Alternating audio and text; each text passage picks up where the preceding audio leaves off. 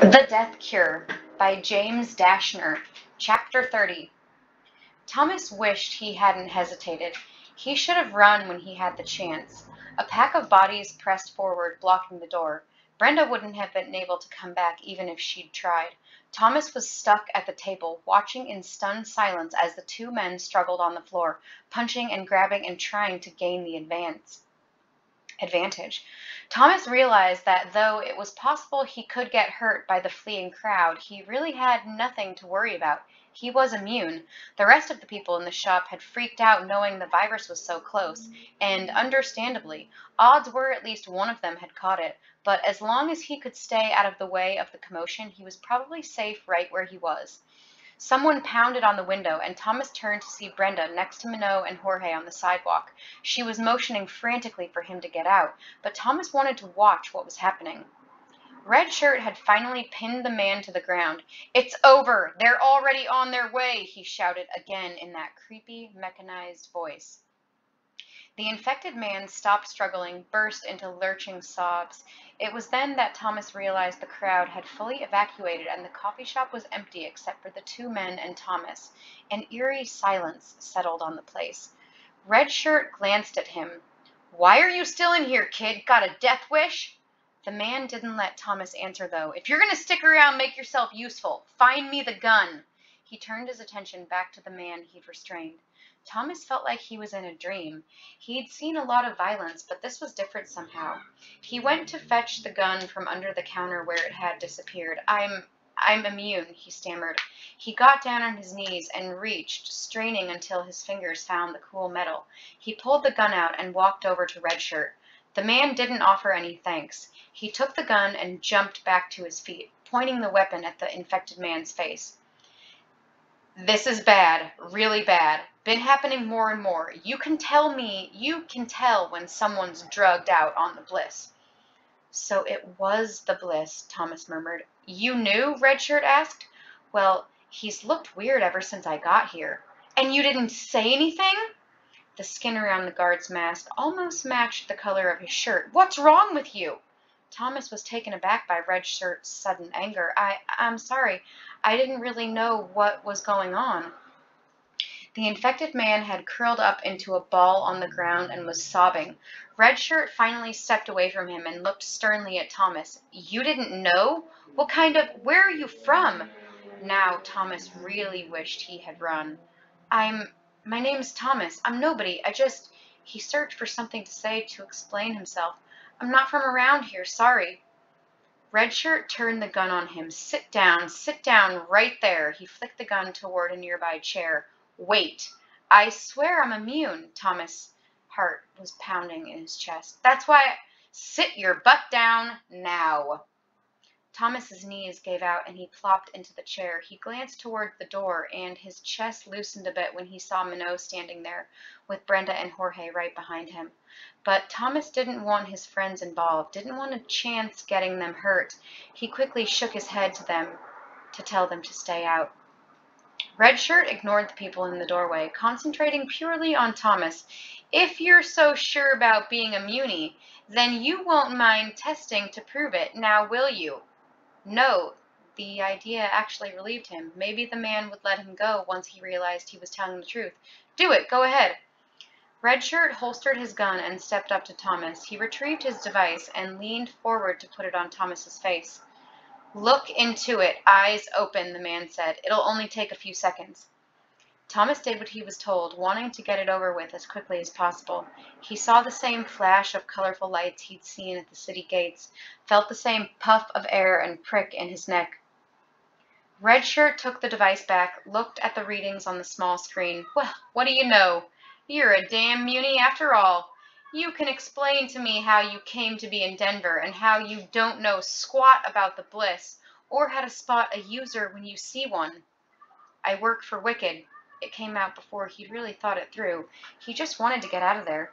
"I believe that crap about as much as I believe this guy's drug problem has nothing to do with the flare. You keep your butt glued right there or I'll start shooting." Thomas swallowed. He wasn't so much scared as he was mad at himself for having gotten into such a ridiculous situation. "Okay," he said. But Red Shirt had already turned around. His help had arrived. 4 people covered from head to toe with thick green plastic, except for their faces. Their faces were fitted with big goggles, and beneath those was a mask like the one Red Shirt wore.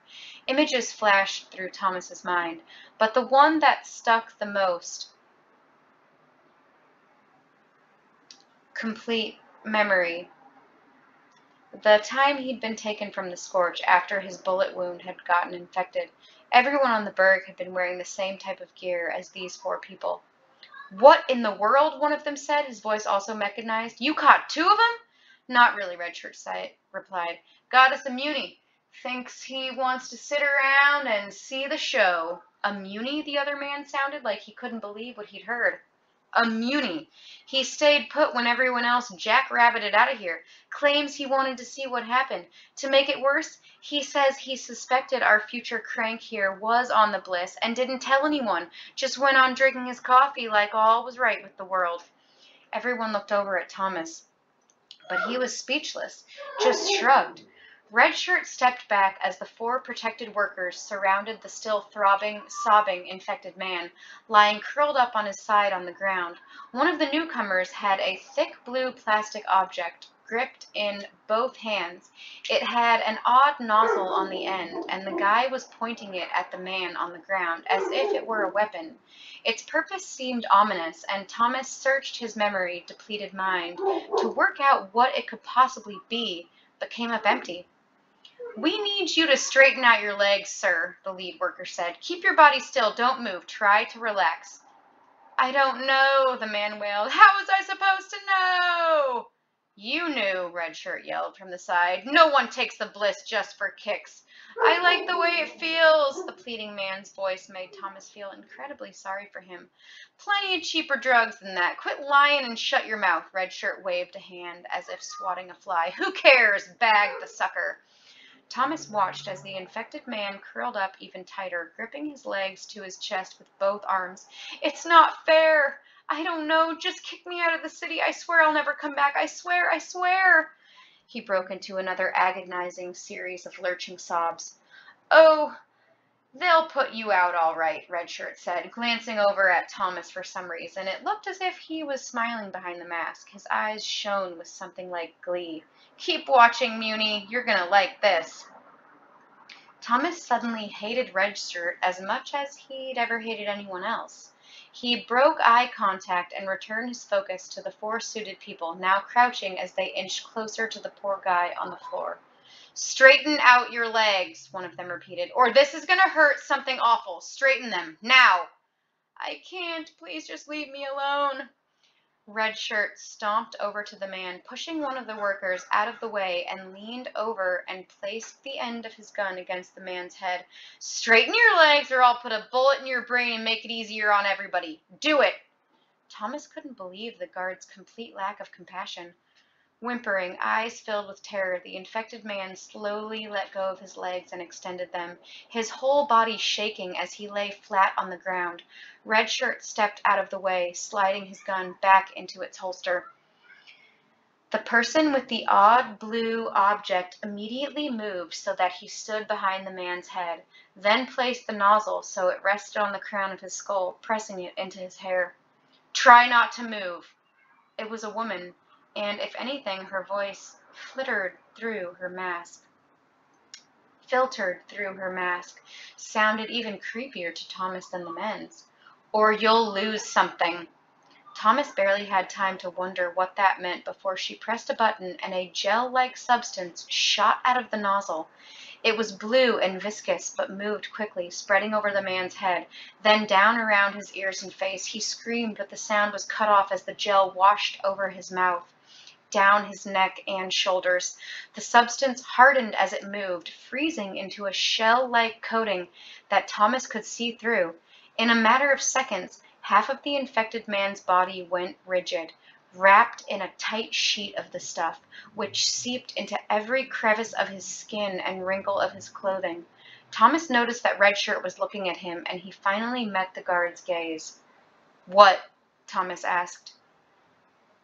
"Quite the show, huh?" Redshirt replied. "Enjoy it while it lasts. When this is over, "You're coming with me."